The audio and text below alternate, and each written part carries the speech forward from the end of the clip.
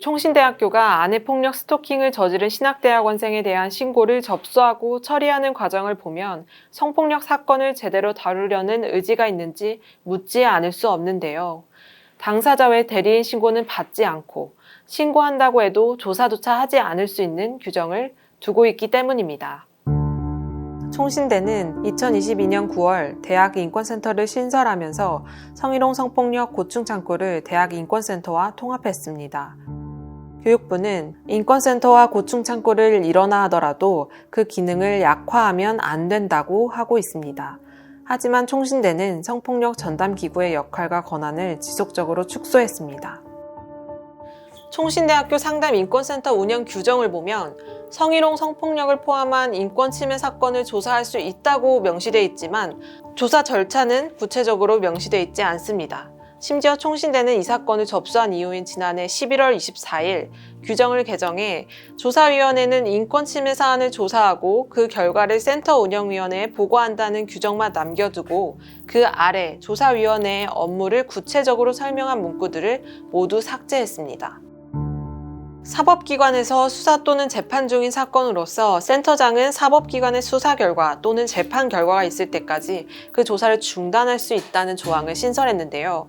그 결과 인권센터는 사법 절차가 진행되고 있다면서 조사할 수 없다고 했습니다. 그리고 인권센터는 사건 조사와 관련해 운영위원회는 총장의 승인을 얻어 인권조사위원회를 설치할 수 있다는 규정을 두고 있습니다. 실제 인권센터는 이 규정을 신고인, 피신고인의 의견을 청취해 사안을 조사할지 심의한 뒤 조사위원회를 꾸릴 수 있다고 해석하는데요. 이를 형사사건에 빗대어 설명하자면 성폭력 사건 고소장을 접수한 경찰이 수사를 개시할지 말지 심의 후 판단하겠다는 것입니다. 신고 접수할 때 중립을 지켜야 되기 때문에 남편 쪽 입장도 들어봐야 된다 이런 얘기를 하더라고요. 경찰에서도 피해자 진술을 토대로 그렇게 조사를 하는데 그 전에 가해자의 얘기를 들어본다고? 그럼 어떤 사람의 말을 어떻게 비중 있게 듣는다는 거지? 라는 생각이 들었던 것 같아요.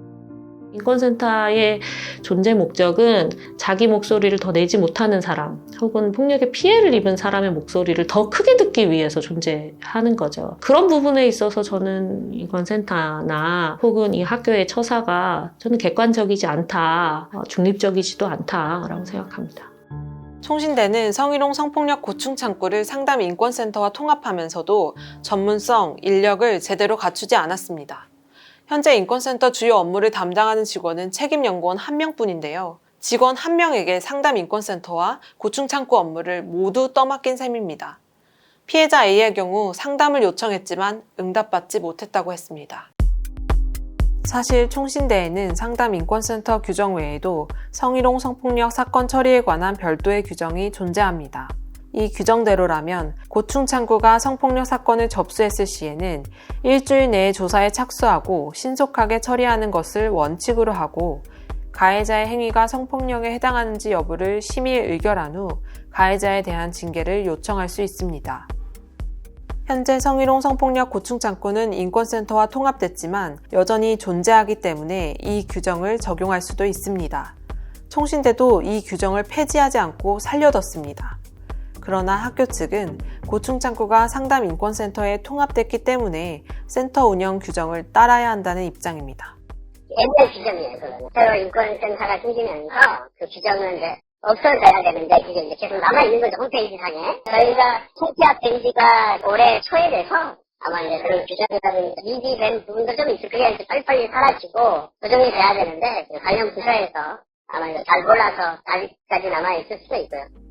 그러나 엄밀히 말하면 고충창구는 인권센터와 통합한 것이지 폐합된 것은 아닙니다. 뉴스엔조이는 허 교수에게 고충창구가 인권센터에 귀속된 뒤 이제까지 관련 규정을 정비하지 않은 이유, 성희롱 성폭력 사건 처리가 제대로 이루어지지 않고 있는 상황에 대한 입장 등을 물었으나 그는 응답하지 않았습니다. 총신대는 2019년 10월 교수들의 수업 중 성희롱 발언이 불거지며 크게 논란이 된 적이 있습니다. 참다 못한 학생들이 자체적으로 전수조사를 벌였고 성희롱 발언을 한 교수 5명이 추가로 드러나기도 했습니다. 당시 학교는 재발 방지 마련에 힘을 쏟겠다고 공언했지만 이후 상황은 반대로 흘러갔습니다. 2020년 2월 성폭력 예방센터가 직제 규정에 생겼지만 이름이 바뀐 후 실질적으로 운영되지 않다가 2023년 9월 규정에서 삭제됐습니다. 총신대는 오래전부터 교내 성폭력에 대응하는 규정과 기관을 마련해 놓고 있었지만 여성 인권이 부각되던 지난 몇 년 사이 오히려 퇴행의 길을 밟았는데요. 2019년 교수들의 성희롱 사건이 대대적으로 불거졌는데도 결국에는 성폭력 대응 기관의 역할과 권한을 축소하는 방향으로 일관했습니다. 피해자 A는 학교의 미비한 사건 처리 규정과 절차로 더 큰 고통을 겪었다고 했습니다. 도와주거나 이런 게 아니라 오히려 더 힘들게 했던 것 같아요. 제가 느끼기에. 그래서 혼자 계란으로 파헤치는 것 같은. 성경을 가르치는 학교가 성경적이지 않은 모습대로 저를 그렇게 마구 대하니까 그래서 너무 괴로웠던 것 같아요. 피해자를 대리한 기반세는 총신대 인권센터가 성폭력 대책의 전문성을 갖추지 않고 소극적으로 대하고 있다고 비판했습니다. 여러 가지 규정들이 있음에도 이 규정대로 왜 되지 않느냐 설명해 달라고 해도 그에 대한 답변을 제대로 받을 수도 없는, 그리고 나중에는 피해자의 어떤 이야기들을 공격적인 것들로 되게 받아들이는 의사소통들이 계속 있었어요.